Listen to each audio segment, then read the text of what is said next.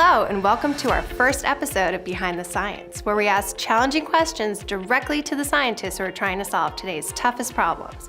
I'm your host, Jennifer Fournier. We're kicking off the series with one of the most challenging questions we have faced as scientists today, released N-glycan analysis.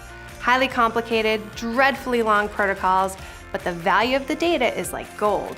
The answers are critically important, so scientists have to do it.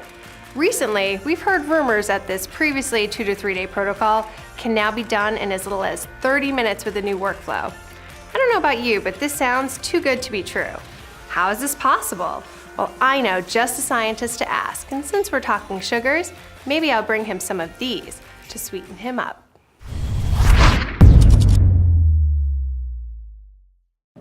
Hi Matt, you are just the person I'm looking for. I have a very important question today to ask you about N-glycan analysis. Thought I answered all those. You did, but that's why I'm bringing a bribe here. All right, let's see. All right, so I've heard that we can do this really fast. Can you go show me? Slow down, Jen. It's true.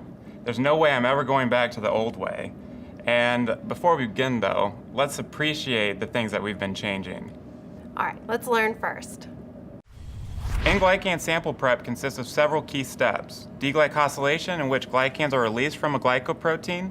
Labeling, in order to introduce some chemical entity to the glycans so that they can be detected. And a cleanup step to extract the labeled glycans from deglycosylation and labeling reaction byproducts. In a conventional approach to N-glycan sample prep, this process is laborious due to lengthy procedures and that some steps have to be iteratively performed. The end result is that the sample prep time often amounts to something greater than 1 working day. Wow, that does look really complicated. Exactly. That's why I didn't want to be doing it anymore. Can we now go in the lab? Yes, we can now go in the lab.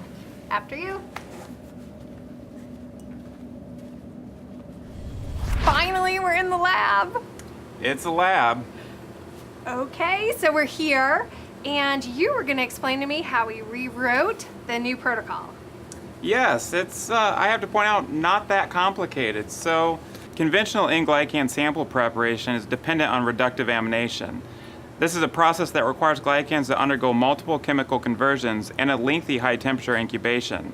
All of that can be avoided. N-glycans are actually released from glycoproteins in an amine form that we refer to as glycosylamines. With the right electrophilic reagent, this amine can be rapidly tagged. And the labeling reaction is remarkably fast, being near instantaneous. And that's how we do it. Well, that looks really exciting and simple. I think I know enough now where I can get started. Yeah, let's get started.